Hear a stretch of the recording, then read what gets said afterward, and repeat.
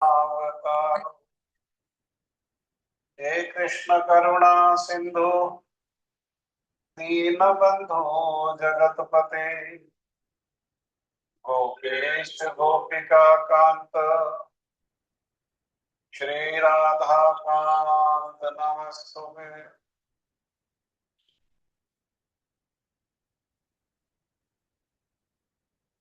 श्री राधे वृंदावनेश्वरी तप्त कांचन गौरांगी श्री राधे वृंदावनेश्वरी वृषभान सुते देवी प्रणमामि हरि प्रिय। भक्त्या विहीन अपराध लक्ष्मी क्षिप्तश्च कामादि तरंगमाते कृपामयि त्वां शरणं प्रपन्ना वृंदे नमस्ते चरणारविन्दं वृंदे नमस्ते चरणारविन्दं वृंदे नमस्ते चरणारविन्दम्। श्री कृष्ण चैतन्य प्रभु नित्यानंद श्री अद्वैत गदाधर श्रीवासादि गौर भक्तवृंद। हरे कृष्णा कृष्ण कृष्ण हरे हरे हरे राम राम राम हरे हरे। मैं सर्वप्रथम मेरे गुरुपाद पद्म नित्य लीला प्रविष्ट ओम विष्णुपाद परमहंस परिव्राजकाचार्य अष्टोत्तर शतयुगाचार्य श्री श्रीमद भक्ति वेदांत श्रील नारायण गोस्वामी महाराज जी के अभय चरणारविंद में अनंत कोटि दंडवत प्रणाम करते हुए उनकी कृपा याचना करता हूँ। तदुपरांत नित्य लीला प्रविष्ट ओम विष्णुपाद स्तोत्र श्री श्रीमद भक्ति वेदांत स्वामी महाराज शील प्रभुपाद जी के चरण सरोज में अनंत कोटि दंडवत प्रणाम। रूपानुग गुरु परंपरा के चरणों में अनंत कोटि दंडवत प्रणाम। ग्रंथ श्रीमद् भागवत महापुराण श्रीमद् भागवत कथा श्रीमद् भागवत कथा के श्रोता वृंद वैष्णव वैष्णवी माता भाई बहन प्रभु आप सभी को मेरा यथा योग्य प्रणाम।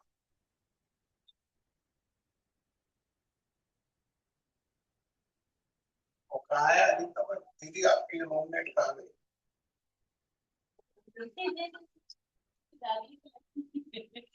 इसकी दादी है। दादी को बुला लो, दादी को बुला के ले आओ। बोलो मंदिर पे बुला रहे थे। और वो पहाड़ वाले भी नहीं आए आज।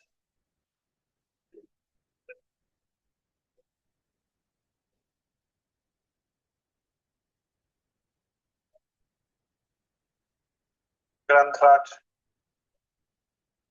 श्रीमद् भागवत महापुराण स्कंद 1 अध्याय 2 श्लोक संख्या 18। श्लोक संख्या 18 में श्रील सूत गोस्वामी पाद जी कह रहे हैं नष्ट प्रायेषु अभद्रेषु नित्यं भागवत सेवया भगवती उत्तम श्लोक भक्तिर भवती नैष्ठिक।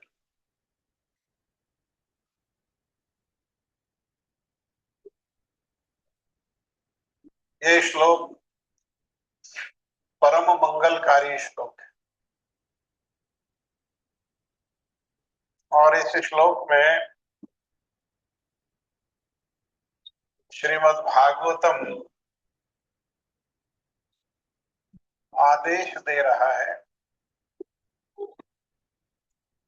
वो कह रहे हैं कि नित्यम भागवत सेवया, नित्य ही भागवत की सेवा करनी चाहिए। यहाँ नित्य से अर्थ क्या है? यहाँ नित्य से अर्थ ऐसा नहीं है केवल प्रतिदिन या केवल आधा घंटा, 1 घंटा। नित्य कहने का अर्थ है जैसे हमारी सांस नित्य है। सांस कैसी है? नित्य, हमेशा चलने वाली।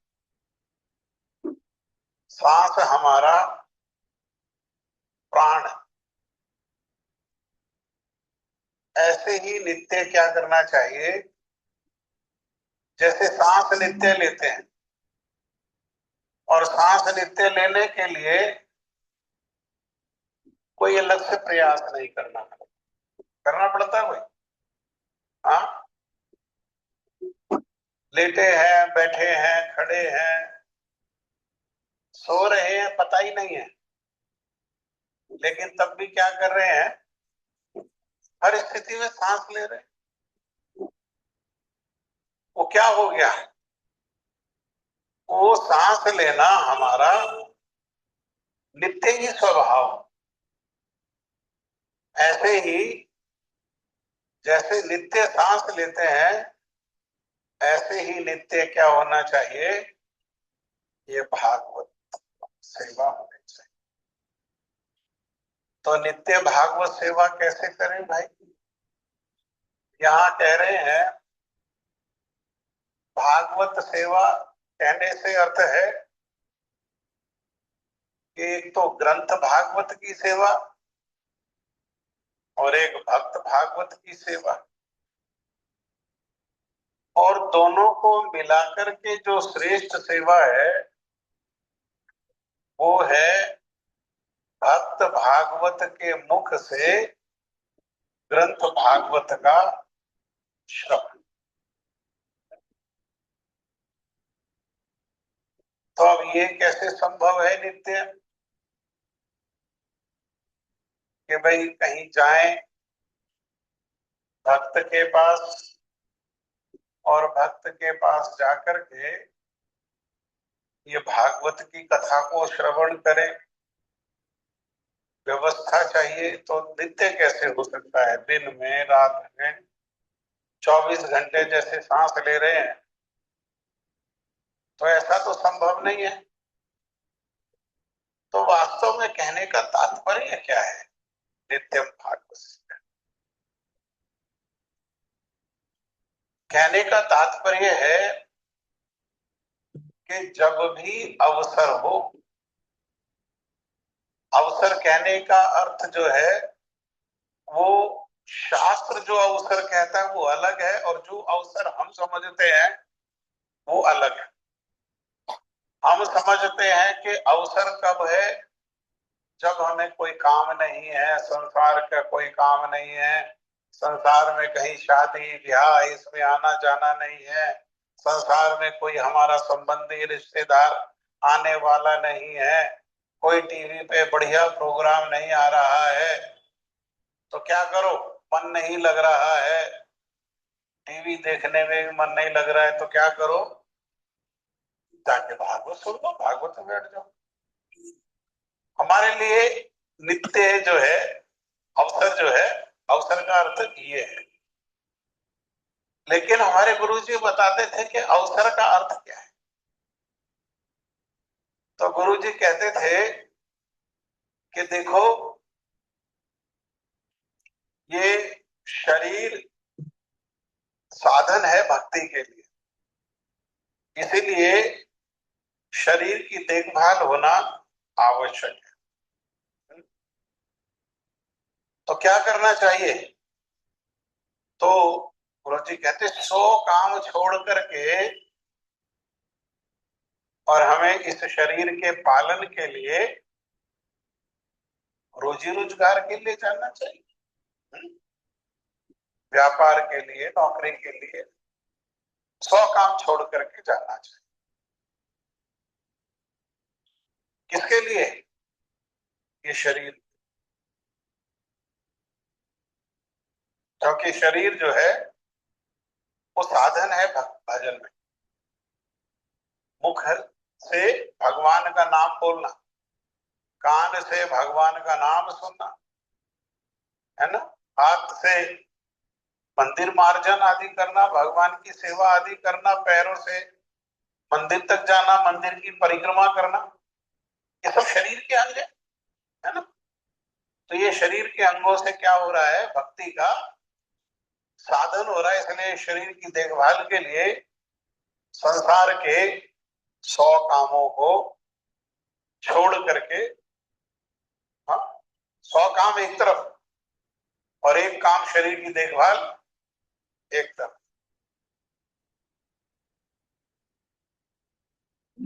तो ये शरीर में अगर रोग आ जाए तो कह रहे कि ऐसे 100 व्यवसाय और 100 नौकरियों को छोड़ करके क्या करना चाहिए?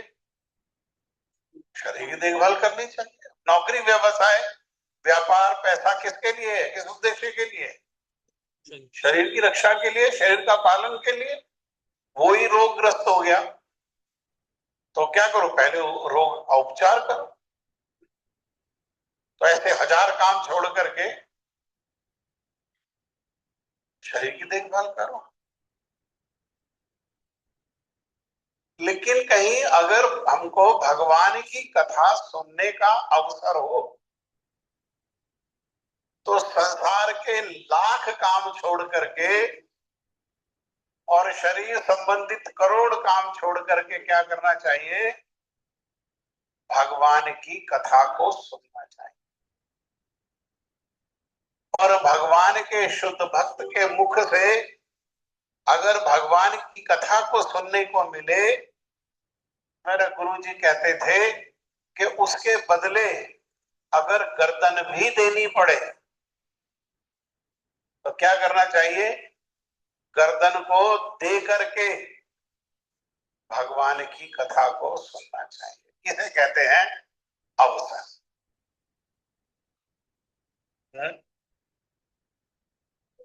ये क्या है? ये इसे कहते हैं अवसर। ये अवसर निकाल निकाल करके भगवान की कथा को सुनना चाहिए।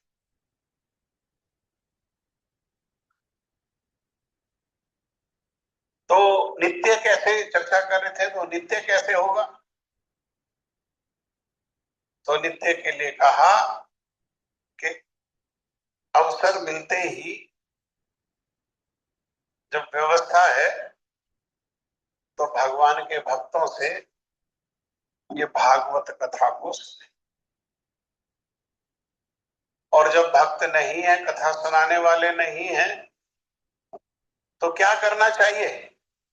तो जो सुना है उसको मनन करें। मनन करने पर भी हृदय में प्रवेश नहीं करता है, सुनने पर भी और चिंतन करने पर भी हृदय में प्रवेश नहीं करता है। तो क्या करें? तो भगवान का नाम को जप करते हुए जो भगवान की कथाओं को सुना है उसका स्मरण करते हुए भगवान से प्रार्थना करें कि ये जो आपकी जो दिव्य कथाएं हैं ये हमारे हृदय में प्रवेश करें। इसको कहा नित्यम भागवत।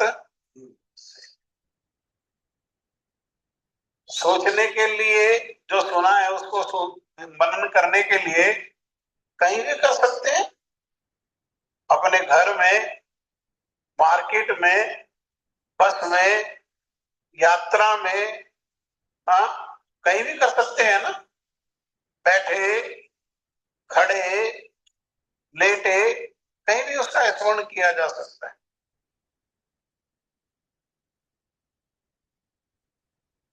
इसी को कहा नित्यम भागवत सेवा। जब इस प्रकार का नित्यम भागवत सेव्या होगा, क्योंकि भागवत के प्रारंभ में मंगल आचरण में भी यही बात कही है। मंगल आचरण के तीसरे श्लोक में, जो अंतिम श्लोक है, 3 श्लोकों में मंगल आचरण किया है, उसके तीसरे श्लोक में भी यही कहा है, निगम कल्पतरु गलितम फलम शुक मुखात अमृत द्रव्य संयुतम पिबत भागवतम रसमालयम। ये वेद रूपी कल्प वृक्ष जो है, वेद कैसा, वेद को क्या बताया है? कल्प वृक्ष। कल्प वृक्ष अर्थात कि जिसका जैसा स्वभाव है, जैसा विचार है, सब प्रकार के स्वभाव के विचार के लोग ये निगम माने वेद, वेद रूपी कल्प वृक्ष को आश्रय कर सकते हैं। कर्मी उसमें से कर्म को ले जाएंगे, वेद कृपा करके दे देगा कल्प वृक्ष। ज्ञानी ज्ञान को दे देंगे, ज्ञानी को ज्ञान मिल जाएगा, हाँ, मुक्ति मिल जाएगी। कर्मी को भोग मिल जाएगा, योगियों को परमात्मा की उपलब्धि हो जाएगी, और भक्तों को भगवान की उपलब्धि।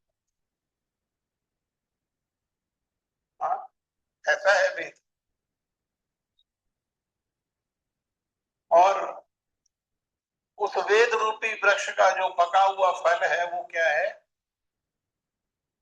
वो ही है श्रीमद् भागवत। क्योंकि वृक्ष का सार क्या होता है? वृक्ष का सार फल है। तो वेद का सार क्या है? वेद का सार फल है। और वो फल क्या है? वो फल है श्रीमद् भागवत। और कैसा फल है? तो कहा गलितम फलम, मतलब पका हुआ।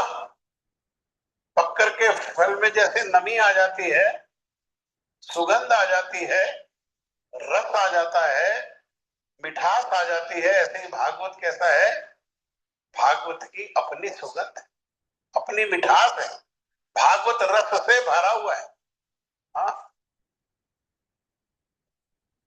रसिकों का ग्रंथ है भागवत।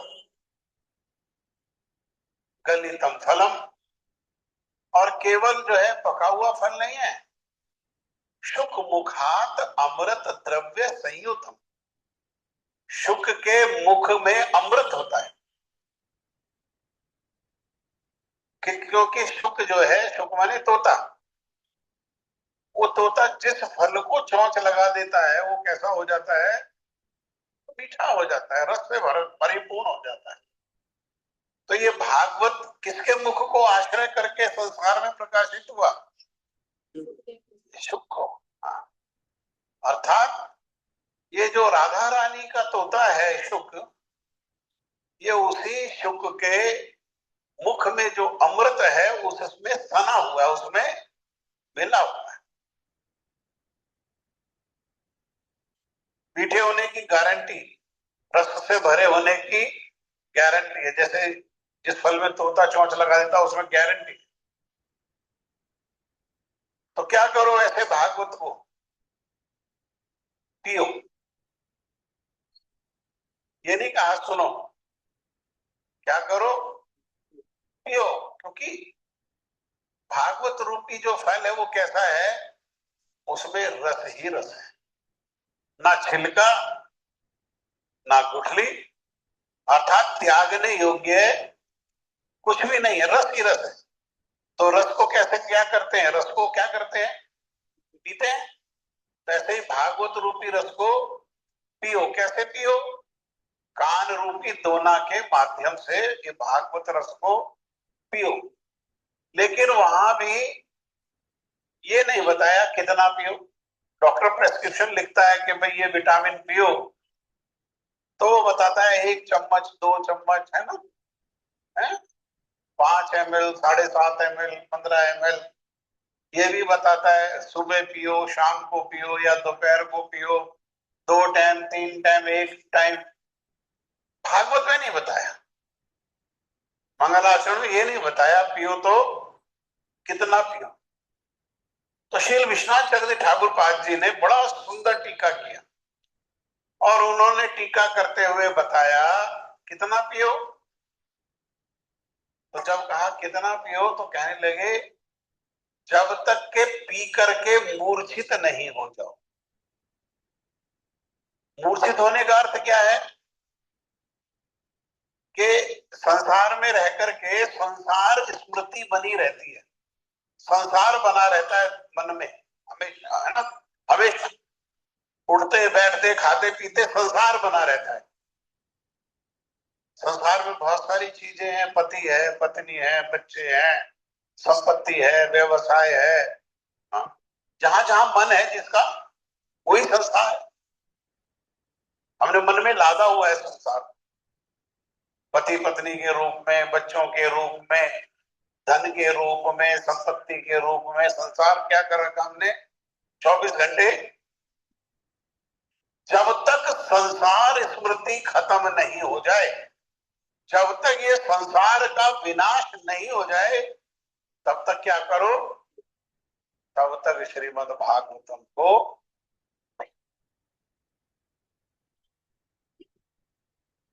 तो कितना पीना पड़ेगा, कितना पीना पड़ेगा।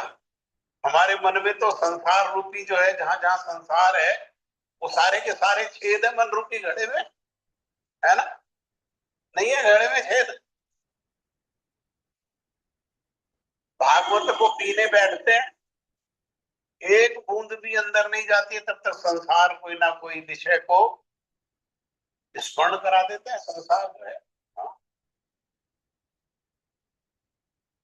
क्योंकि जब से हम बने हैं तब से संसार के विषयों में डूबे हुए हैं, भागवत में तो डूबे नहीं। तो भागवत का स्मरण कैसे हो, जिसमें डूबे हैं, जिसको अभ्यास किया है जन्म जन्मांतर है।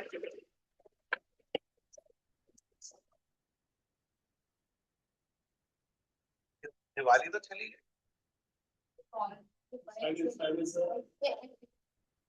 तो उसको पियो।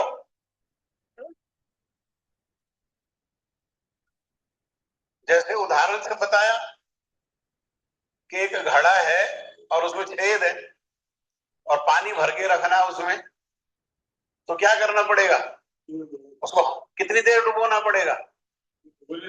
बाहर निकालते तो पानी निकल जाएगा, तो क्या करना पड़ेगा, पानी में ही रखना। इसीलिए कह रहे हैं नित्यम भागवत। इसी के लिए क्या कह रहे हैं, जैसे वो छेद वाले घड़े को पानी उसमें ठहरे तो उसको नित्य ही डुबो करके रखना पड़ेगा। दिन में 1 घंटा डुबो के रखेंगे, फिर निकाल लेंगे तो 2 घंटा डुबोएंगे तो ऐसे ही हमारा मन है। उसके मंगल के उद्देश्य से क्या करना पड़ेगा, उसके मंगल के उद्देश्य से नित्य ही उसको। अब कोई भी कार्य संसार में व्यक्ति बिना लाभ के तो करता नहीं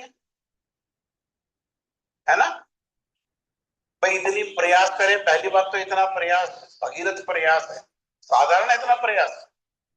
हाँ, इतना प्रयास कैसा है ये कलयुग में विशेषकर भगीरथ प्रयास से कम नहीं है। नहीं, यहाँ भागवत सुनते हैं और दरवाजे पे निकलते ही संसार शुरू हो जाता है।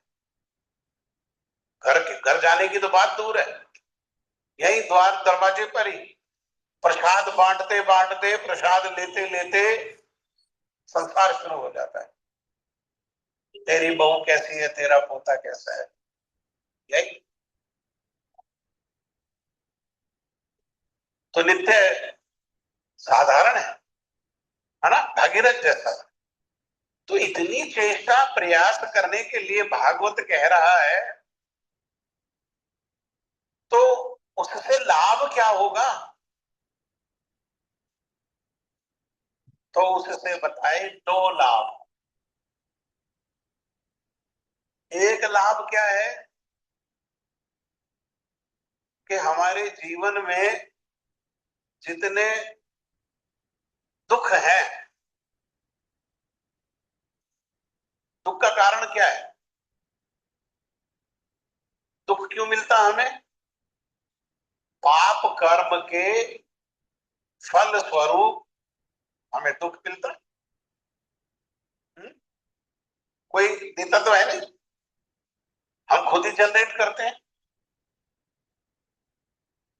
तो दुख का कारण क्या है? दुख का कारण है पाप का अनर्थ।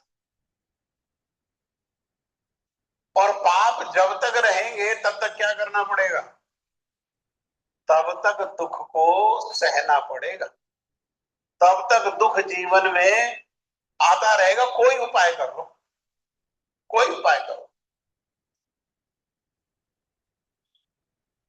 लेकिन अगर कोई ऐसा उपाय हो जिस उपाय के फल स्वरूप ये पाप ही सारा नष्ट हो जाए तो फिर आएगा दुख। जब पाप ही नहीं बचा तो दुख आएगा। हाँ, तो नित्यम भागवत सेवा का एक पहला लाभ क्या है? नष्ट प्रायेषु अभद्रेषु।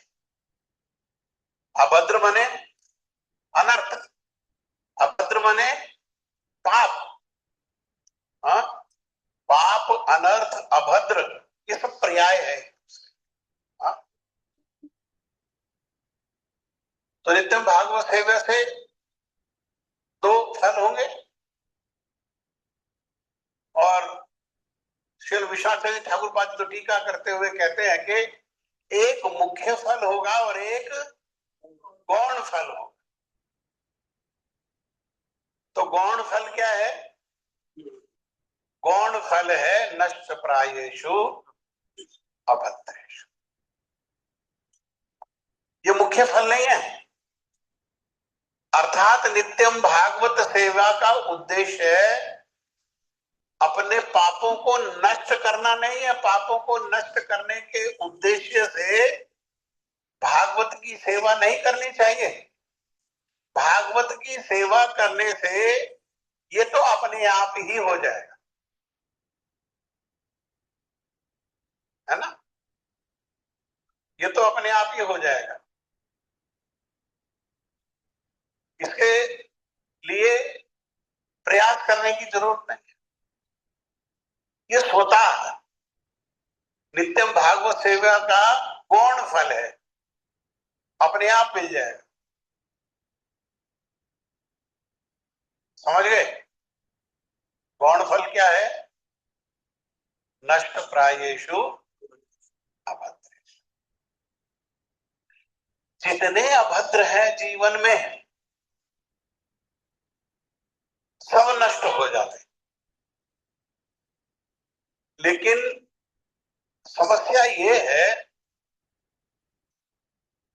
कि अभद्र तो है ही जीवन में, लेकिन अभद्र की वृत्ति भी हमारे जीवन में है। हमारे में हमें क्या है? अभद्र की वृत्ति भी है। अर्थात पाप तो है, पाप की वृत्ति भी है हमारे में। पाप अगर सारा नष्ट हो गया और पाप की वृत्ति बच गई तो फिर पाप हो जाएगा। भाई पेड़ को सारा काट दिया लेकिन जड़ रह गई तो क्या होगा? फिर हो जाएगा पेड़। कितनी बारी काटो उतनी बारी पेड़ जो है वो फिर हो जाएगा। अर्थात कितने ही पापों को विनाश करो, लेकिन पाप की वृत्ति जब तक रहेगी तब तक क्या होगा? पाप फिर हो जाएगा।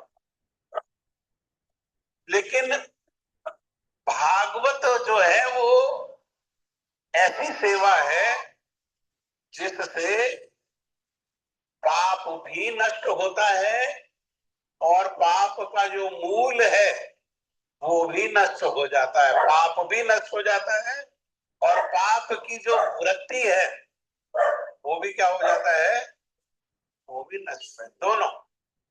और ये भागवत का फल है। कैसा फल है ये भागवत का? ये गौण।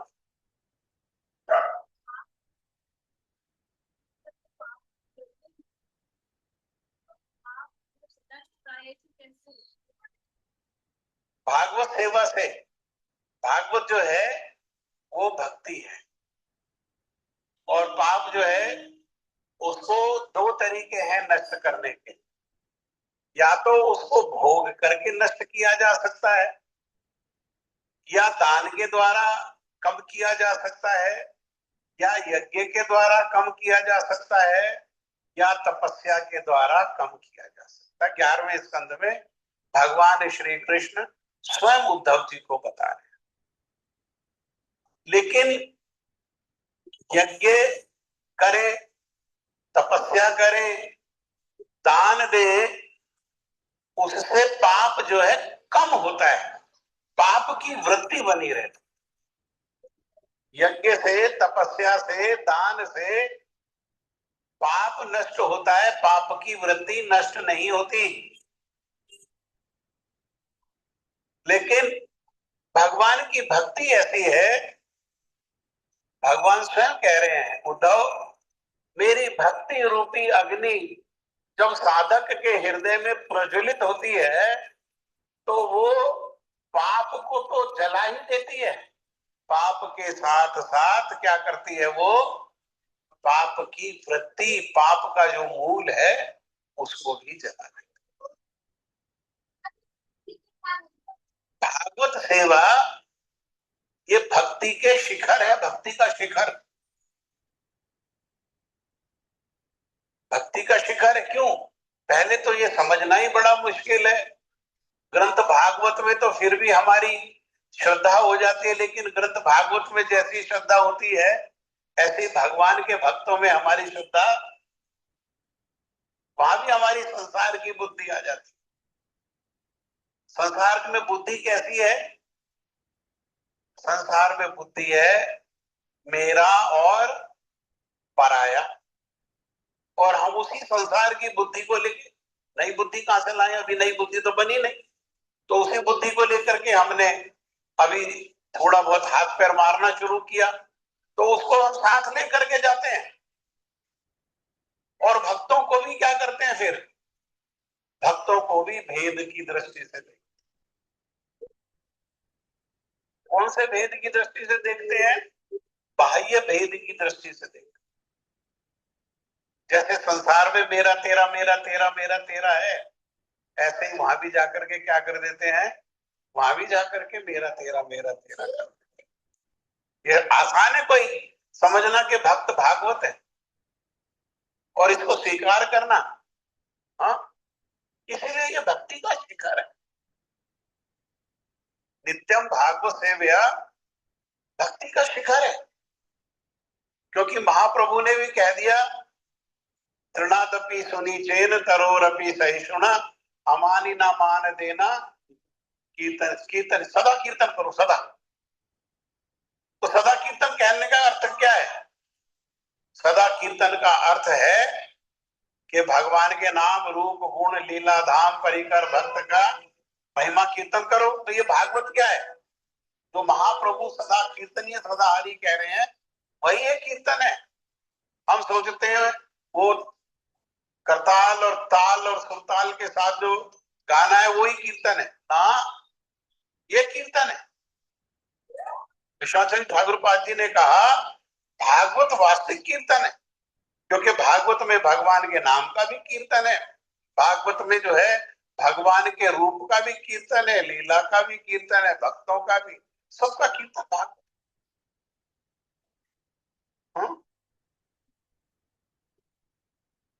तो भक्ति का शिखर है। और भक्ति भगवान स्वयं कह रहे हैं, मेरी भक्ति कैसी है? मेरी भक्ति पाप को समूल, जैसे आग है, पेड़ में आग लगी तो पेड़ को भी जला देगी, और क्या करेगी वो? जड़ को। बीज रूप में अगर पाप है तो बीज रूप में चना रखा हुआ है, तो जब भी पानी का स्पर्श होगा अंकुरित हो जाएगा ना, स्प्राउट हो जाएगा ना। लेकिन आग में भून दे चने को तो फिर, हाँ भक्ति अग्नि है, भक्ति अग्नि है। इसलिए भगवान ने और भी तो कुछ कह सकते थे, उन्होंने क्यों कहा अग्नि?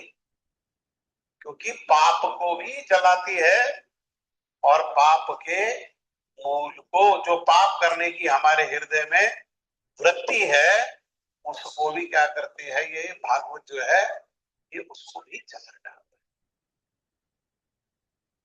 लेकिन इतना जो महिमावान फल है, इतनी बड़ी जो उपलब्धि है, जो किसी और उपाय से संभव ही नहीं है।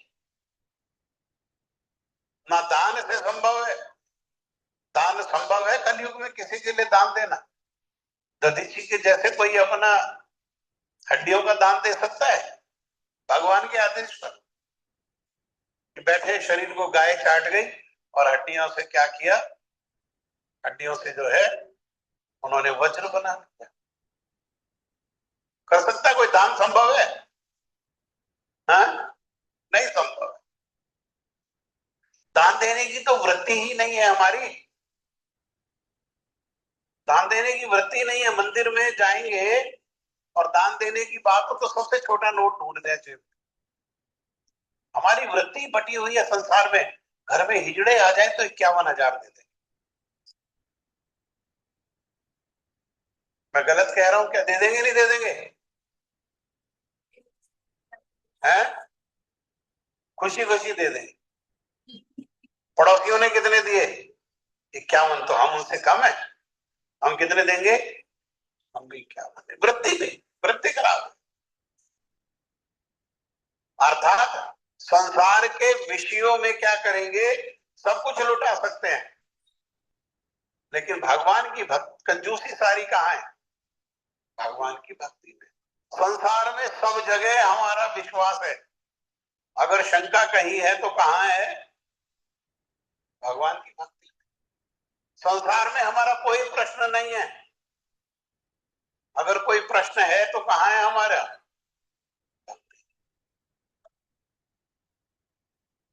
जबकि भक्ति के जितना दयालु कृपालु किसी और चीज का ट्रैक रिकॉर्ड नहीं है।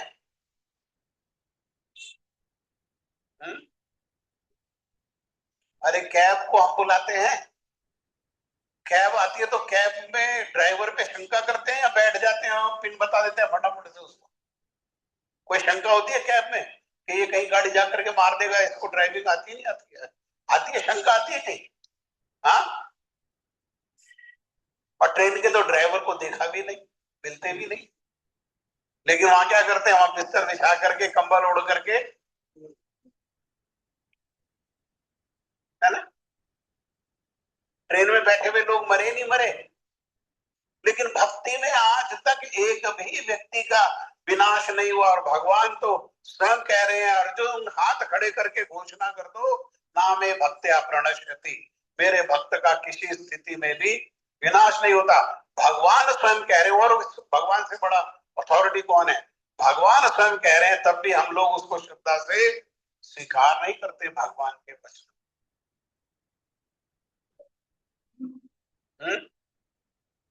बॉन्ड में पैसा लगा देंगे, किसने कहा है? सरकार ने कहा है, इसलिए क्या करेंगे? अरे सरकार ने कह दिया बॉन्ड में पैसा लगा, अपने जीवन का कमाया हुआ पैसा सरकार के कहने से बॉन्ड में लगा। और युद्ध हो जाए तो सबसे पहले सरकार जितनी ऐसी कमिटमेंट है सब खत्म, बैंक में जो पैसा है बैलेंस है कोई विड्रॉ नहीं कर सकता। लेकिन भगवान का ही प्रूवन ट्रैक रिकॉर्ड है, उन्होंने आज तक जो भी कहा है उसको अपना पूरा चेष्टा प्रयास करके सर्वस्व दे करके अपने वचन को उन्होंने पालन किया। कोई ऐसा वचन नहीं है जिसको वो पालन नहीं करते। भक्ति की ऐसी चमत्कारिता है। नष्ट प्रायेषु अभद्रेषु, ये जो है गौण फल है। तो मुख्य फल क्या है? मुख्य फल क्या है? मुख्य फल है भक्ति। भागवत का, नित्य भागवत सेवा का मुख्य फल क्या है? मुख्य फल है भक्ति। नष्ट प्रायेषु अभद्रेषु नित्यम भागवत सेवया भगवती उत्तम श्लोक। हाँ, भक्तिर भवती नैष्ठकी। देखो कितनी सारी बातें इस बात में कहा कि भक्ति होगी। कैसी भक्ति होगी? नेष्ठ। कैसी? नेष्ठ की कहने का अर्थ क्या है? जिसको कहा नित्यम, तेल धारवत। जैसे तेल को ऊपर से डालो नीचे तो उसकी धारा कहीं से टूटती नहीं है, धारा उसकी नित्य है ना। ऐसे ही नित्य तेल धारवत जो है वो भक्ति होगी। तो कहाँ भक्ति होगी वो? हाँ, भक्ति होगी कहाँ? भक्ति कहीं तो लगेगी। कहाँ लगेगी वो भक्ति? किसकी भक्ति प्राप्त होगी? तो वो कह रहे हैं भगवती। भगवती मतलब भगवान। कौन भगवान? उत्तम श्लोक। भगवान का एक नाम क्या है? भगवान श्री कृष्ण का एक नाम क्या है? उत्तम श्लोक। उत्तम श्लोक कहने का अर्थ क्या है? कि जिनकी स्तुति जो है उत्तम भक्त लोग उत्तम श्लोकों से करते हैं। अन्यथा कहें कि जिनकी स्तुति में जो श्लोक कहे गए हैं संसार में वे ही श्लोक उत्तम है। अर्थात संसार में उत्तम क्या है? भक्तों ने जो भगवान के चरणों में प्रार्थना करी है वो क्या है? वही उत्तम। इसलिए भगवान का नाम क्या हो गया? उत्तम श्लोक। हाँ? उत्तम श्लोक। उत्तम तो ध्रुव की दूसरी मां का लड़का था। उत्तम श्लोक, भगवती उत्तम श्लोक। उन भगवान जो उत्तम श्लोक है उनकी भक्ति। भक्ति कैसी? भक्ति कैसी? तो भक्ति की तीन अवस्था है। क्या भक्ति कैसी? तो भक्ति मिलेगी प्रारंभिक अवस्था में साधन, और वो साधन में लगे रहेंगे। देखो आपको बहुत गूढ़ बातें मैंने बताई आज। तो साधन पकेगा तो जब पकने की बीच की अवस्था है, अभी ना कच्चा है ना पूरा पका हुआ है, तो उस साधन कैसे किसमें परिवर्तित हो जाएगा? भाव। साधन भक्ति, भाव भक्ति। और जब पूर्ण रूप में पक जाएगा तो क्या हो जाएगा? प्रेम। प्रेम भक्ति। हाँ, इसको कहा भक्तिर भवती नष्ट। जब तक वो पका के फल में रस और वो सुगंध और जो है उसका मिठास और उसमें नमी जब तक नहीं ला देगी, जब तक कृष्ण के चरणों में प्रेम नहीं हो जाएगा, रति मति नहीं हो जाएगी, भक्ति जो है तब तक क्या करेगी? तब तक पीछा छोड़ने वाली।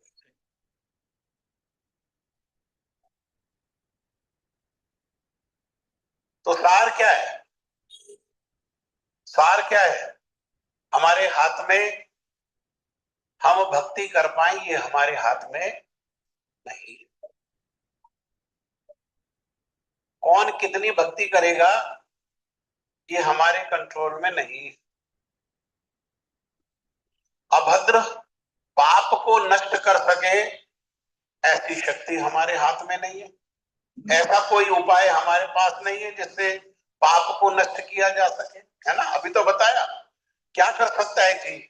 अरे यज्ञ कर सकता है, ना यज्ञ से नष्ट होता। तपस्या कर सकता है तो तपस्या से नष्ट नहीं होता। तो दान दे सकता है तो दान से भी नष्ट नहीं होता है। हाँ? तो मूल क्या है? नित्यम भागवत सेवया। इसको, ये हमारी पोटेंसी है, इसको करने का प्रयास करना। अवसर निकाल निकाल करके, अवसर बना बना करके, है ना। क्योंकि अगर हम अकेले, ये श्लोक को, ये एक मार्ग ये भी तो है कि हम अकेले भागवत को खोल करके बैठ गए और भागवत को हम खुद अध्ययन करें, ये मार्ग है या नहीं है ना ये मार्ग। तो अध्ययन करके क्या हम इस श्लोक की ये जो व्याख्या अभी हमने सुनी है, ये जो विचारों को हमने सुना है, इन विचारों में प्रवेश कर सकते हैं, ये विचार स्पर्श कर सकते हैं क्या? हाँ, ये विचार हमको प्राप्त हो और ये विचार में हम प्रवेश कर सकें, इसलिए जरूरी क्या है? इसलिए जरूरी है भक्तों से भागवत का श्रवण करना।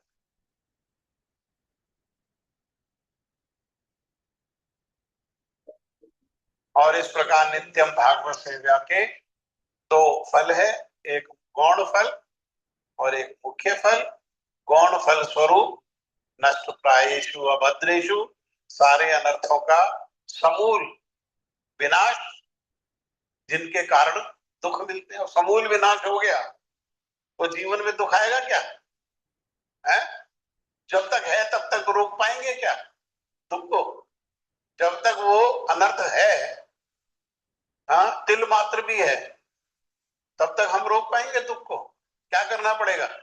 सहना ही पड़ेगा, है ना। तो दुख से विनाश हो, दुख का जो मूल है उसका विनाश हो, और साथ में भगवान के चरणों में नष्ट की भक्ति हो, उसका मूल है नित्यम भागवत सेवा। हरे कृष्णा हरे कृष्णा कृष्ण कृष्ण हरे हरे, हरे राम राम राम। ठीक है, किसी का कोई प्रश्न? अच्छा, कहो। आरती के लिए कर लेंगे अपनी आरती। आप आरती कर लो। हाँ जी, क्या लाए हो? प्रसाद लाए हो? बैठो बैठो। तुम यात्रा के बाद कहाँ शॉपिंग पे निकल गई? यात्रा के लिए शॉपिंग करनी होगी, आज बाजार कहाँ चली गई? हाँ, पोती कह रही थी बाजार गई। तो आई क्यों नहीं जब कहीं नहीं गई थी? तो कथा में क्यों नहीं आई अगर कहीं नहीं गई थी? तो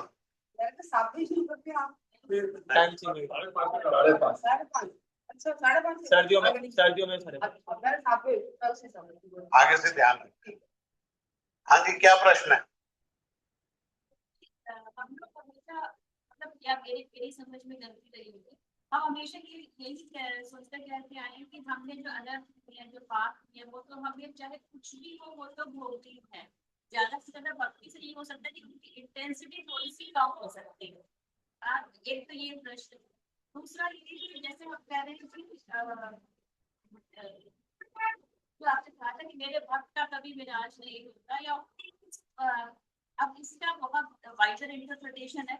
और एक छोटा सा मेरा भी अक्सर मेरे मन में जो आता है कि पीछे बांग्लादेश में जो हुआ इस्कॉन टेम्पल, वो सारे तोड़ फोड़ दिए, उन लोगों को वहाँ जितने जो भक्त थे, जो उनके जो मेन करने वाले थे, कोई जेल में है, कोई जल गया, कोई मर गया। एक ये चीज पहले भी हुई थी, वेस्ट बंगाल में भी कहीं हुआ था, कुछ लोग जा रहे थे, कुछ लोगों को आक्रमण हुआ था। और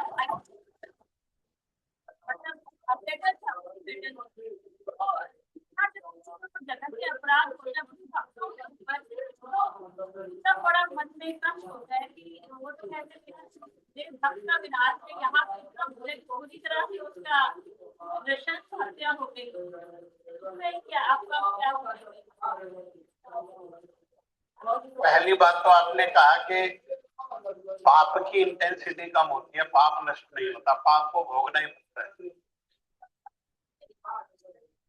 कहाँ सुना ये? तो भगवत गीता को नहीं सुना? अब प्रश्न, अगर सुना होता तो प्रश्न होता ही नहीं। भगवत गीता में भगवान ने कहा सर्व धर्मान परित्यज्य मामेकम शरणम व्रज अहम त्वाम सर्व पापेभ्यो। उन्होंने कहा नहीं कि पाप की इंटेंसिटी कम हो जाएगी या 2-4 छूट जाएंगे या कोई एक्सेप्शन है। उन्होंने कहा तुम अपना काम करो। तुम्हारा काम क्या है? तुम्हारा काम है कि संसार में तुमने जो इतने सारे धर्म बनाए हुए हैं, जो आडंबर है, उन सारे आडंबर को छोड़ करके मेरे चरणों का आश्रय ले लो। माम एकम, एक मेरी शरण में आ जाओ। हमारे लिए ये मुश्किल है कि हम एक भगवान की शरण में हो, ये हमारे लिए मुश्किल। हम कई जगह शरण लेते हैं, है ना, कई जगह आश्रय, हमने आश्रय कई जगह बनाए हुए। भगवान कह रहे नहीं, एक मैं आश्रय हूं तुम्हारा। सबके सारे आश्रयों को छोड़ करके मेरा ही आश्रय लो। जो भी ऐसा करेगा मैं उसके सारे पापों को विनाश करूं, सारे। भगवान कह रहे हैं, भगवद गीता में कह रहे हैं, 18वें अध्याय में कह रहे हैं, 66 श्लोक में कह रहे हैं। ठीक है,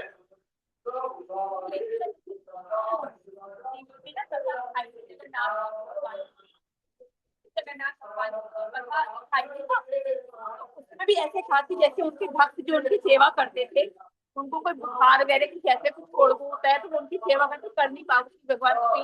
उनको इसलिए गुस्सा आता है कि भी आप इतनी सेवा करो और मुझे इतना कष्ट हो रहा है।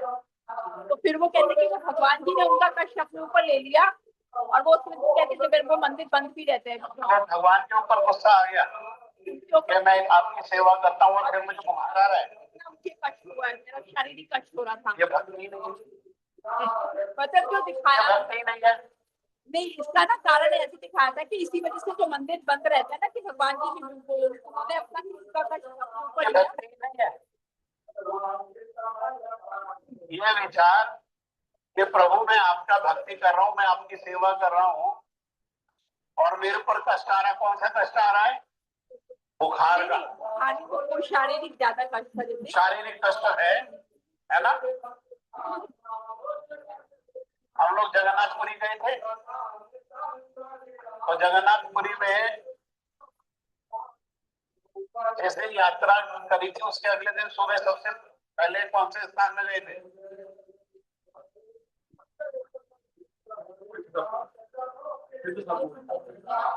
सिद्ध बकुल। सिद्ध बकुल में सुना था कि सनातन गोस्वामी पाद जी को कोढ़ का रोग हो गया। उनको जगह जगह पर पक गया और उस पके हुए में से पानी निकलता था, गंदा पानी। वो महाप्रभु का दर्शन करने जाते थे, लेकिन कहां बैठते थे? दूर बैठते थे। कभी नहीं कहा महाप्रभु से कि मेरे कोढ़ हो गया, मैं तो आपका भजन करता हूँ, बताओ। साधारण आदमी को भी कोढ़ नहीं हो रहा, ये भोग रहे हैं जो संसार में लगे हैं और हमें कोढ़ हो गया। बल्कि महाप्रभु जब उनको आलिंगन करना चाहते हैं तो वो दूर भाग रहे हैं कि मेरा शरीर गंदा है प्रभु, इसमें से रक्त मां जो है और जो मवाद है वो निकल रहा है। ना ना, ये शरीर इस योग्य नहीं है कि आप इस शरीर को स्पर्श करो। ये तो भी कहते हैं ना कि मंदिर 14 दिन मतलब आशीलक्ष्य व पादरताम विनष्टुमाम अर्हताम करो तुआ यथा तथा व विदधातु लंपटो मद प्राणनाथ स्वएव नापर। कह रहे आप मेरा तिरस्कार कर दो, मेरा त्याग कर दो।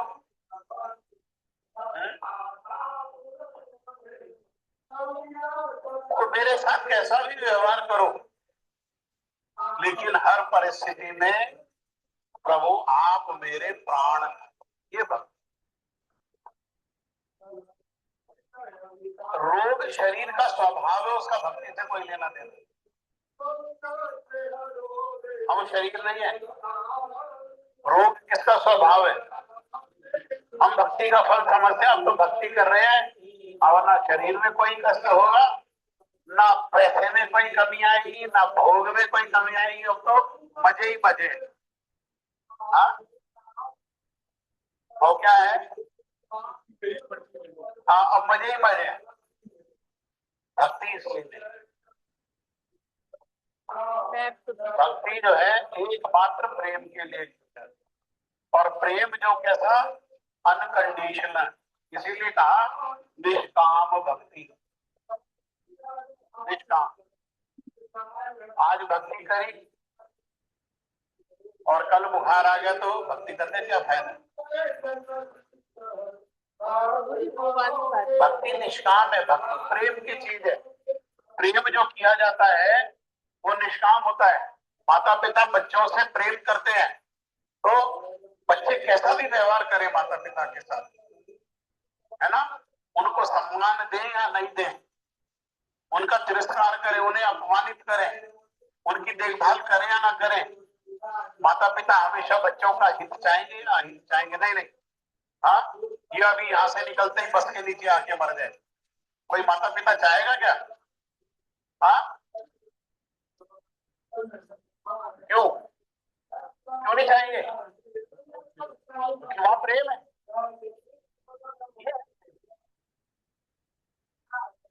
अरे सबसे कोई लेना और सुख केवल मन के स्तर पर है, दुख और सुख का अस्तित्व नहीं है। दुख क्या है? वास्तविक दुख क्या है संसार में? वास्तविक दुख है भगवान को,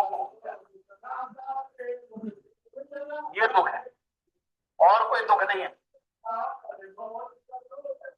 अरे गुरु जी को किसी ने आकर के कहा कि महाराज भजन कर रहा हूं फिर भी बड़ा दुख है, तो उन्होंने सहानुभूति नहीं दिखाई। उन्होंने कहा प्रहलाद से ज्यादा दुख है या कम दुख है? प्रहलाद के दुखों को पता है क्या क्या दुख था उनको? है पिता शत्रु, और पिता भी साधारण नहीं है। कौन है पिता? राजा है, राजा। और कैसा राजा है? तीनों लोगों का राजा है, और बुआ की शत्रु। हाँ, और कौन ऐसा शत्रु होगा जो कष्ट दे सके, जो उसने कष्ट नहीं दिया? क्या नहीं किया प्रहलाद के साथ? पर कहीं सुना आपने कि प्रहलाद ने कहा भगवान आओ मेरी रक्षा करो? है कहीं एक वाक्य में सुना कि प्रहलाद ने वो फेंक रहे हैं, समुद्र में डाल रहे हैं, और प्रहलाद कह रहे हैं प्रभु समुद्र में तो डूब जाऊंगा, आओ मेरी रक्षा करो? अस्त्र शस्त्र उनके शरीर में घुसा रहे हैं, उनको विष दे रहे हैं, उनको विषधारी सर्पों से कटवा रहे हैं, आग में जला रहे हैं, बुआ लेकर के बैठ गई आग में। कहा उन्होंने कि मेरी रक्षा करो? उन्होंने क्या किया? भगवान का काम है, वो भगवान करेंगे। उनका काम क्या है? वो जो गुरु जी ने मंत्र दिया है उस मंत्र को जप करना। वो हर परिस्थिति में क्या करते रहे? ओम नमो भगवते। हम अपना काम करें, जिस काम की भगवान ने गारंटी ली है उस काम को भगवान को।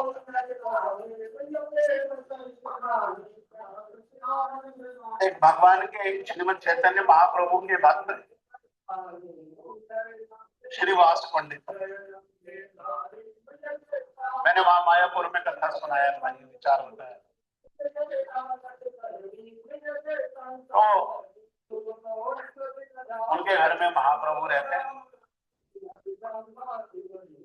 और वो सारे भाई और उनकी पत्नियां और सारे बच्चे सब क्या किसमें लग गए? महाप्रभु की सेवा में लग गए। तो महाप्रभु ने पूछा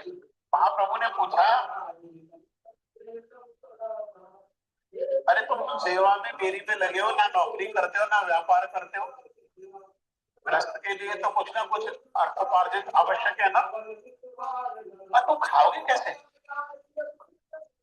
पैसा ही नहीं होगा तो जीवित कैसे रहोगे? तो उन्होंने कहा 3 बार तालियां बजा दिया। ताली 3 बार बजाई तो महाप्रभु ने कहा मैं तो समझा नहीं, तीन बार ताली बजाने का अर्थ क्या है? तो उन्होंने कहा प्रभु खिलाने वाले तो आप हो, मेरा काम क्या है? मेरा काम है आपकी सेवा करना, और खिलाना किसका काम है? ये आपका काम है। पहले दिन देखूंगा खाने के लिए आया नहीं आया, दूसरे दिन देखूंगा खाने के लिए आया नहीं आया, तीसरे दिन देखूंगा खाने के लिए आया नहीं आया। अगर नहीं खाने के लिए आया तो ये बस मैं यही विचार करूंगा कि भगवान यहाँ तनख्वाह नहीं भेज रहे हैं, तो इसका मतलब यहाँ भगवान को अपनी सेवा मुझसे नहीं करानी है, कहीं और कराना चाहूँ।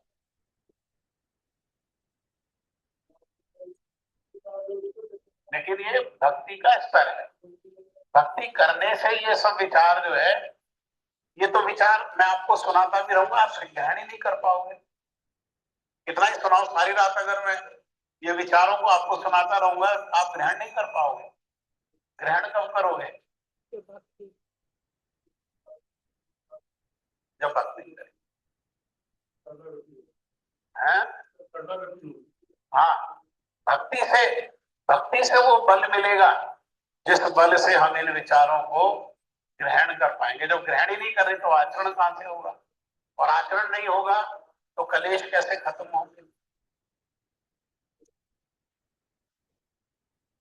और भगवान के भक्त जो है, भगवान ने स्वयं कहा कि मेरे भक्त हमेशा मेरी कौमुदगी गदा के द्वारा वे रक्षित होते हैं।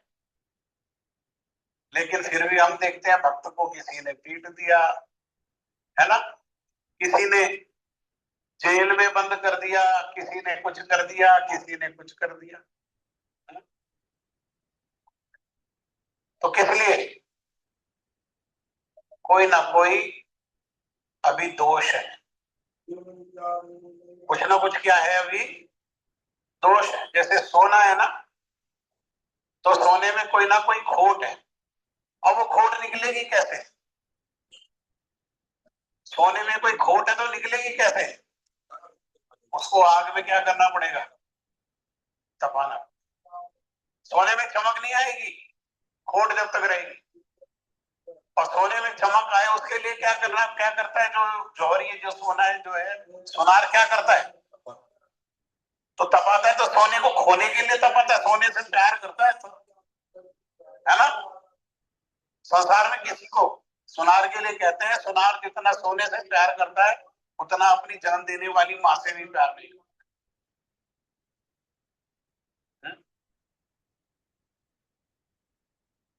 तो तपा रहा है, किस उद्देश्य से तपा रहा है? सोने को किस उद्देश्य से तपा रहा है? के लिए सोने में सुधार हो, सोने में उन्नति हो, सोने में चमक आए, इसी उद्देश्य से भगवान भक्तों के साथ अलग अलग लीला करते हैं। और किसमें क्या कारण है वो जानना बड़ा कठिन है। एक बार एक भक्त जगन्नाथ जी का दर्शन करने के लिए जा रहे थे, और कहा भाई जगन्नाथ जी का जो है दर्शन करेंगे। और जगन्नाथ जी का दर्शन करने जब जा रहे हैं तो रास्ते में रात हो गई, और रात हो गई तो रास्ते में एक स्थान पर रुक गए, और रुके तो उस घर में जो है वो पति और पत्नी रहते थे। और रात को जो है किसी बात में पति पत्नी में आपस में लड़ाई हो गई, और जब पति पत्नी में लड़ाई हो गई तो लड़ाई बढ़ गई, और लड़ाई बढ़ गई तो पत्नी को बड़ा क्रोध आया, और पत्नी ने क्रोध में तलवार उठाई और पति की गर्दन जो है वो अलग कर दी। जब अलग कर दी तो जोर जोर से चिल्लाने लगी कि मेरे पति को इसने मार दिया, मेरे पति को इसने मार दिया, मेरे पति को इसने मार दिया। लोगों ने पकड़ लिया भगत जी को, राजा के पास ले गए। उस समय राजा लोग न्याय करते थे, और राजा को कह दिया उसने, स्त्री ने, कि हम तो पति पत्नी बड़े प्रेम से रहते थे, और ये आया कल अतिथि बन करके हमारे घर में, और इसकी बुरी दृष्टि थी मेरे ऊपर, और मेरे पर जो बुरी दृष्टि थी उसके लिए मेरे पति ने इसको जो है शासन किया, और इसने क्रोध में आकर के क्या किया, मेरे पति का गला काट दिया। राजा ने कहा जिन हाथों से इसने जो है एक निर्दोष व्यक्ति का गला काटा है केवल अपने भोग विलास के लिए, इसके दोनों हाथ काट, दोनों हाथ काट दिए। किस उद्देश्य से निकले थे घर से? जगन्नाथ जी का दर्शन करने। हाँ, तो जब दोनों हाथ कट गए और ये छूट गए तो इन्होंने जगन्नाथ जी को ऐसे ही जैसे हमारी शिकायतें होती है रोने लगे। मैं तो अपने घर में ही अच्छा था, दोनों हाथ तो थे, आपके दर्शन के लिए निकला तो दोनों हाथ क्या हुआ, दोनों हाथ जो है कट गए, है ना। तो जगन्नाथ जी ने उसी स्त्री को उनके पास, जिस स्त्री ने अपने पति का गला काटा था और जिस स्त्री के कहने पर इनके दोनों हाथ कटे थे। हाँ, तो उस स्त्री से इसने पूछा कि तुम तो जानती हो मैं निर्दोष हूं, तुमने ऐसा क्यों किया? तो उसने कहा भाई पूर्व जन्म की कथा है, पूर्व जन्म में मैं गाय थी और ये मेरा पति जो है ये कौन था, ये कसाई, और मैं कसाई से बच करके भाग रही थी और कसाई मेरे पीछे पीछे भाग रहा था, लेकिन तुम मिल गए मार्ग में और तुमने मुझे जाते हुए देखा उस रास्ते से। तो कसाई ने पूछा कि गाय को देखा? तो तुमने क्या कहा? हाँ, किधर गई? और कसाई ने लेके ले गया और ले जाकर के क्या किया, मेरे को काट दिया। कसाई को काटना ये क्या है, ये कर्म का फल, संसार है, जैसा किया ऐसा भरा। उसने उसकी गर्दन को काटा और उसने क्या किया, उसकी गर्दन को काट दिया। लेकिन मैं को मेरी गर्दन कटी क्यों है? आपका इशारा करने की वजह से, इसलिए हाथ काटे। तो वो जगन्नाथ जी से प्रार्थना करने लगा, विचार करने लगा कि ये तो मेरे कर्म का फल हो गया, लेकिन हाथ काट करके ये भक्ति के उद्देश्य से मैं आ रहा हूं, इसमें क्या उपलब्धि हुई? हाँ, जगन्नाथ जी ने कहा कि अब तू संसार के योग्य नहीं रहा, अब संसार के योग्य नहीं रहा, तेरे पास कोई और उपाय नहीं है, कहां पड़ेगा?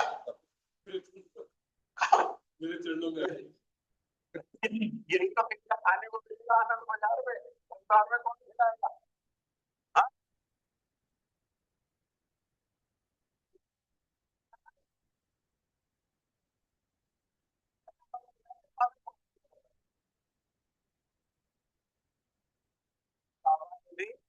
कहना कर्मणा गति, कर्मों की गति कैसी होती है, बहुत गहन होती है। भगवान किसको कहां से घुमा करके कैसे लेकर के आते हैं अपने भक्ति में, हम नहीं जानते। हम जीवन में जब कष्ट आता है तो भगवान को कोसते हैं, लेकिन एक बार कष्ट से निकल जाते हैं तो उसी भगवान को धन्यवाद देते हैं, अगर मेरे जीवन में ये नहीं कष्ट आया होता तो मुझे ये शिक्षा नहीं मिली होती, मेरे में ये सुधार नहीं आया होता। हाँ, भगवान कष्ट नहीं देते। हाथ कटे, भगवान ने कहा भगवान के कारण कटेंगे हाथ इसके, भगवान की भक्ति का लेना देना है कुछ उसके हाथ कटने से? अब वो दोष दे के मैं भगवान के दर्शन के लिए जा रहा हूं और मेरा हाथ कट गया तो भगवान ने काटा क्या? या भगवान को रक्षा करनी चाहिए थी उसके हाथ की? अरे वो भक्ति उसके हृदय में, उसके भक्ति की रक्षा करेंगे, शरीर तो फिर मिल जाएगा। हाथ ही ले लिए प्रभु जी, खाएगा क्या बेचारा? वो खिलाने वाला वो कह रहे हैं ना कि भगवान की बात पर भरोसा करना पड़ेगा ना। अनाश्य चिंतयन्तो माम ये जन पर्युपासते तेषाम नित्य अभियुक्ताना योग क्षेम वहां मैं योग और क्षेम मैं वहन करता हूं, मैं ढोकर के लाता हूं। सासाराम का स्टेशन है, कई बार इस बात को बताया। सासाराम के स्टेशन पर वो पुल है, ऊपर से जो जाते हैं ना, एक प्लेटफॉर्म से दूसरे प्लेटफॉर्म पे जाने के लिए पुल है, उसमें एक आदमी था।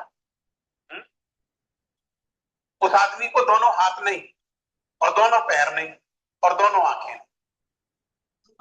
ना, तीन चीज नहीं है।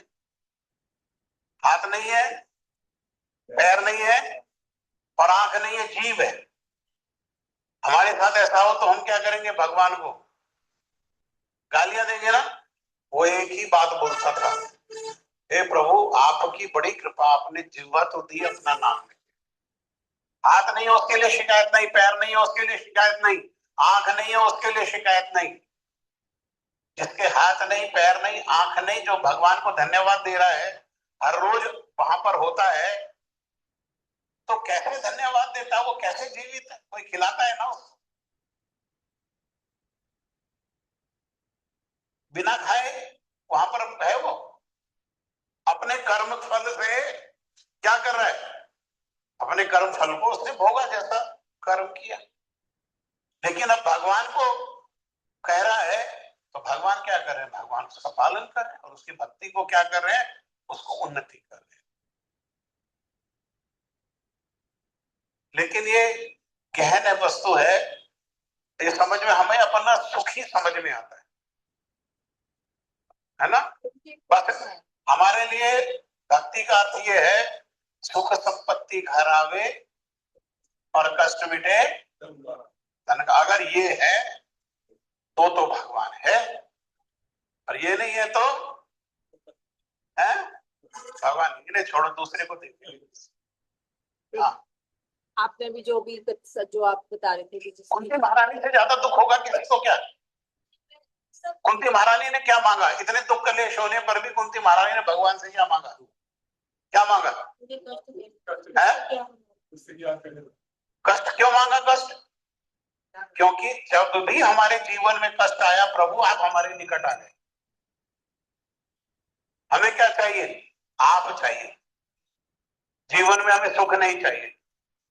अगर कष्ट होने पर भी आप आओगे, क्यों? क्योंकि सुख में भूल जाते हैं और दुख में। इसीलिए ब्रजवासी कहते हैं, उस सुख के माथे सिर पड़े जो हरि हृदय से जाए, बलिहारी उस दुख के जो पल पल याद।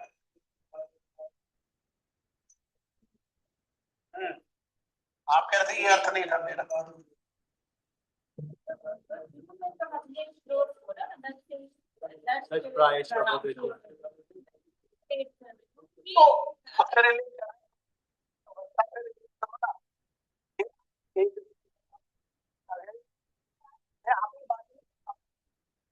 हम जब कहते हैं तो हम कह रहा हूं, मैं आप नहीं कह रहा, मैं इंक्लूसिव कह रहा हूँ। हमारी सबकी अवस्था ऐसी है, मैं अपने आप को तो अलग नहीं कर रहा ना उससे।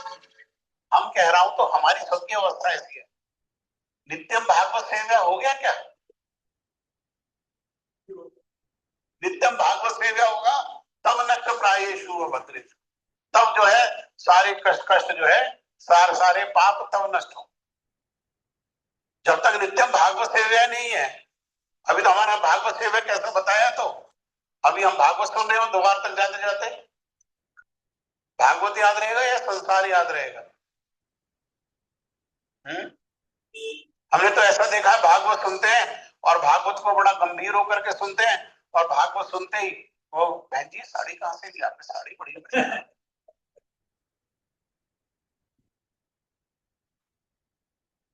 ये समझता है। वो कह रहे हैं आपने नष्ट प्रायेषु अभद्रेषु तो को सुना, क्योंकि वो अनुकूल है, वो तो अच्छी बात है। उसको वो भी लोभ हो जाए तो कोई बुराई नहीं है, लेकिन सुना नहीं कि नित्यम भागवत सेवा उसके लिए जरूरी है।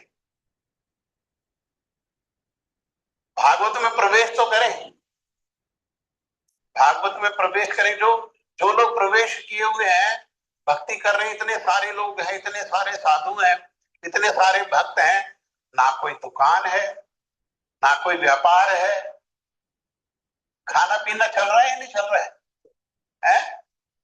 कपड़े हैं या नहीं है शरीर पर? रोग होने पर उपचार होता है नहीं होता है? हाँ, कौन करता है? जिसकी शरण। अरे टाटा की करते तो कौन देखभाल करता है? तनख्वाह की देखभाल कौन करेगा? टाटा करेगा ना। और भगवान के सेवा करेंगे तो कौन देखभाल करेगा? भगवान कर रहे हैं।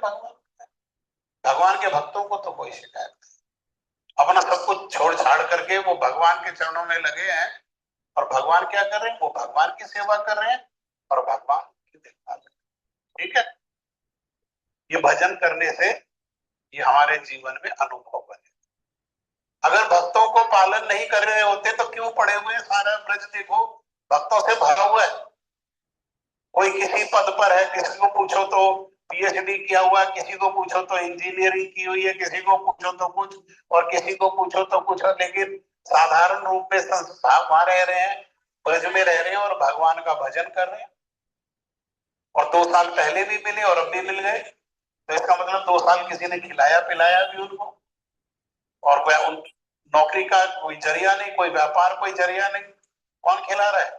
भगवान ही किसी के हृदय में प्रेरणा दे करके उसका पालन कर रहा है, खिला पिला है ना। ठीक है,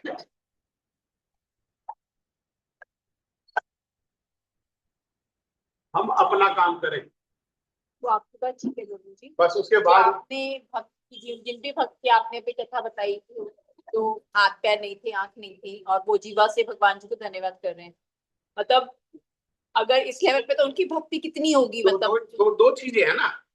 एक तो वो भगवान को कोस सकता था जिसका अभाव है उसके लिए, और एक वो भगवान को धन्यवाद दे सकता था जो उसको मिला।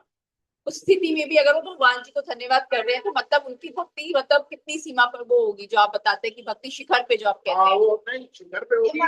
वो तो आपने देखा उसमें आपने देखा उसको? नहीं, मैंने देखा नहीं है। कहानी हमारे कहानी नहीं सुनी।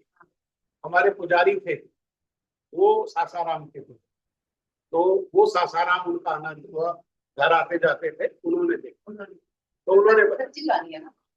उनकी भक्ति मतलब आगे आकर के झूठ बोलने से क्या फायदा है? अगर हाँ ना, भक्ति तो आपने सुनाई ना, वो तो कई बार होती है सारी चीज नवन की बात हुई। तो वो हमारे पुजारी थे वहीं सासाराम के, बिहार के सासाराम के। वो 22 साल उन्होंने मंदिर में पूजा सेवा, हमारे संघ में हमें संघ मिला उनका, उन पुजारी जी का। तो आपने तो देखा है ना सेशन तो? आपने देखा? आर्यनगर कथा में भी आए थे। हैं? आर्यनगर कथा में भी आए थे। हाँ। रथ यात्रा में स्टार्टिंग में 2 साल, 3 साल आए, 2 साल आए थे। अब वो उन थोड़ा सा वृद्धावस्था हो गई है और थोड़ा सा रोग है, तो वो यहाँ नहीं रहना चाहते, तो अपने घर में रह रहे हैं। सासाराम के पास उनका गांव है। गया गए थे तो रेलवे स्टेशन बीच में पड़ा था सासाराम। हाँ, वही वही देवघर से तभी बताया था आपने। बताया था ना।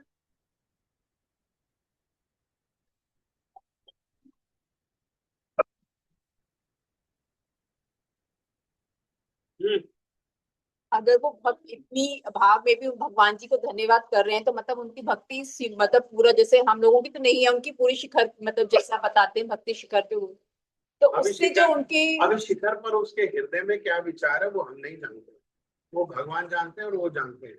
उनको फिर क्या होगा, उनको कम से कम क्या होगा, इस प्रकार से उनके विचार है तो उनका भगवान पालन करेंगे, देखभाल करेंगे, और अगले मनुष्य जीवन में उनको अगला जीवन कम से कम मनुष्य का मिलेगा, और मनुष्य का भी साधु संतों के बीच में, भक्तों के बीच में, ऐसे परिवार में जन्म मिलेगा जहाँ पहले से भक्ति, तो ये सब भगवत गीता में तो बचपन से भक्ति में, ताकि उनको बचपन से ही भक्ति का हो सके, और जो बाधा थी इस जीवन में वो कोई बाधा ना में रहे। भक्ति का शिकार है नित्यम भागवत। नहीं, वो आपकी बात ठीक है, मतलब सिर्फ कि मतलब उनका तो मतलब मैं अपने लिए तो मैं कुछ वही नहीं कर रही, मैं तो उनकी बात कर रही हूँ जैसे। क्यों नहीं करना? नहीं, मैं तो अभी शुरुआत में भी नहीं हूँ